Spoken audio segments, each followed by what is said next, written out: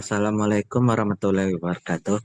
Saya Yefri Isnaini Dayat dengan NIM 1C1C021169 akan mempresentasikan sebuah materi yang berjudul Akad Musyarakah dari mata kuliah Akuntansi Syariah. Definisi akad musyarakah.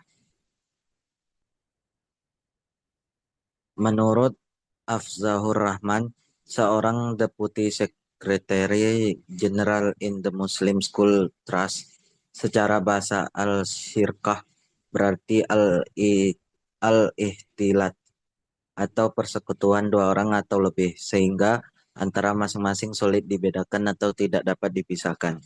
Istilah lain dari akad musyarakah adalah syarikah atau sirkah atau kemitraan.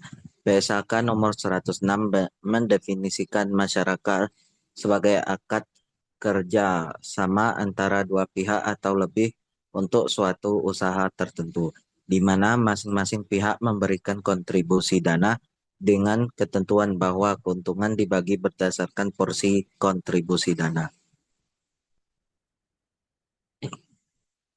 Dalam musyarakah, para mitra sama-sama menyediakan modal untuk membiayai suatu usaha tertentu dan bekerja sama mengelola usaha tersebut, di mana modal yang ada harus digunakan dalam rangka mencapai tujuan yang telah ditetapkan bersama, sehingga tidak boleh digunakan untuk kepentingan pribadi atau dipinjamkan pada pihak lain tanpa seizin mitra lainnya.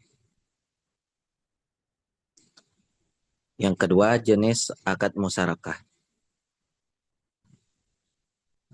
Berdasarkan pendapat ulama fikih, akad sirkah dibagi dalam beberapa jenis, yaitu sirkah al-milk mengandung arti kepemilikan bersama yang keberadaannya muncul apabila dua orang atau lebih memperoleh kepemilikan bersama atas suatu kekayaan.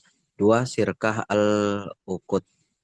Sirkah al-uqud yaitu kemitraan yang tercipta dengan kesepakatan dua orang atau lebih untuk bekerja sama dalam mencapai tujuan tertentu. Sirkah al-uqud dapat dibagi menjadi sebagai berikut. Yang pertama, sirkah abdan, sirkah wujuhadalah, sirkah inan, dan terakhir sirkah mufawadah. Berdasarkan penyataan standar akuntansi keuangan atau PSAK, akad sirkah dibagi dalam beberapa jenis, yaitu pertama, musyarakah permanen adalah musyarakah dengan ketentuan bagian dana setiap mitra ditentukan saat akad dan jumlahnya tetap hingga akhir masa akad. Yang kedua, musyarakah menurun adalah musyarakah dengan ketentuan bagian dana salah satu mitra akan dialihkan secara bertahap kepada mitra lainnya, sehingga bagian dananya akan menurun dan pada akhir masa akad mitra lain tersebut akan menjadi pemilik penuh usaha musyarakah tersebut. Ketiga, dasar hukum akad musyarakah.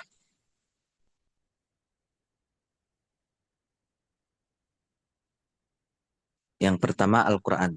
Maka mereka berserikat pada sepertiga. Quran Surah An-Nisa ayat 12. Dan sesungguhnya kebanyakan dari orang-orang yang berserikat itu, sebagian mereka berbuat zalim kepada sebagian yang lain, kecuali orang yang beriman dan mengerjakan amal saleh. Quran Surah Sad ayat 24. Yang kedua, As-Sunnah. Hadis Qudsi. Aku adalah pihak ketiga dari dua orang yang berserikat, sepanjang salah seorang dari keduanya tidak berkhianat terhadap lainnya. 4. Penetapan nisbah dalam akad musyarakah. Nisbah dapat ditentukan melalui dua cara, yaitu pembagian keuntungan proporsional sesuai modal. Dengan cara ini, keuntungan harus dibagi di antara para mitra secara proporsional sesuai modal yang disetorkan, tanpa memandang apakah suatu jumlah pekerjaan yang dilaksanakan oleh para mitra sama ataupun tidak sama. Yang kedua, pembagian keuntungan tidak proporsional dengan modal. Dengan cara ini, dalam penentuan nisbah yang dipertimbangkan bukan hanya modal yang disetorkan, tapi juga tanggung jawab, pengalaman, kompetensi, atau waktu kerja yang lebih panjang.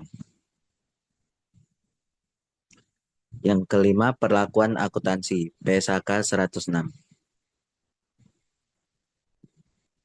Perlakuan akuntansi untuk transaksi musyarakah akan dilihat dari dua sisi pelaku, yaitu satu, mitra aktif adalah pihak yang mengelola usaha musyarakah, baik mengelola sendiri ataupun merujuk pihak lain untuk mengelola atas namanya.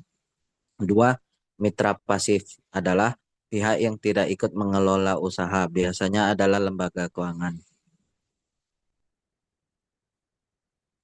Sekian materi dari saya tutup dengan terima kasih. Wassalamualaikum warahmatullahi wabarakatuh.